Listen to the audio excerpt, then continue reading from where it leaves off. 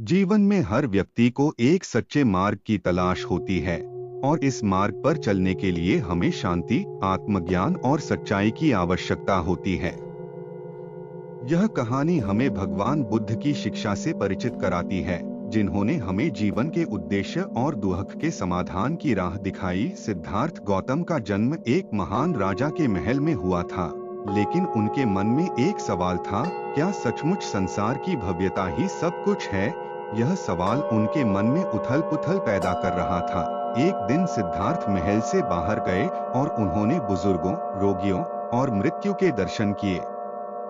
यह दृश्य उनके जीवन के उद्देश्य को समझने के लिए एक गहरी यात्रा का आरंभ बना।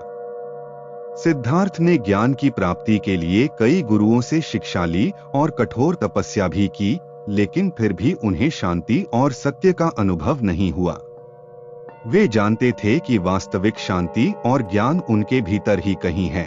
अंत में उन्होंने एक बोधि वृक्ष के नीचे ध्यान लगाकर आत्मज्ञान प्राप्त करने का निर्णय लिया।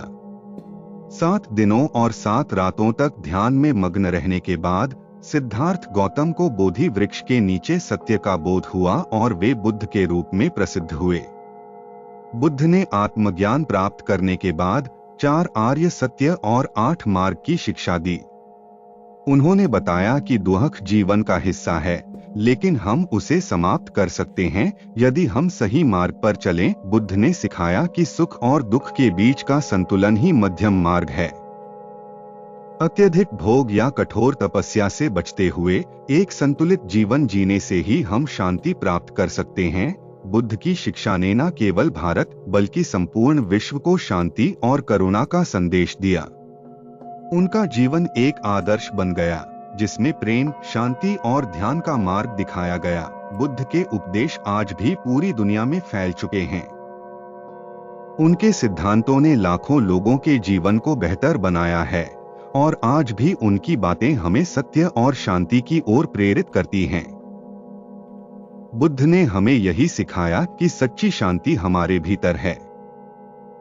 हमें केवल अपने मन को समझने की आवश्यकता है। आज भी हम सभी को यह समझने की आवश्यकता है कि जीवन का उद्देश्य न केवल भौतिक सुखों में है, बल्कि आत्मज्ञान और शांति में है। भगवान बुद्ध की शिक्षा को अपने जीवन में अपनाकर हम सभी करुणा और दुनिया की रचना कर चले हैं। बुद्ध के दिखाए मार्ग पर चलते हुए हम अपनी आत्मा की शांति पा सकते हैं।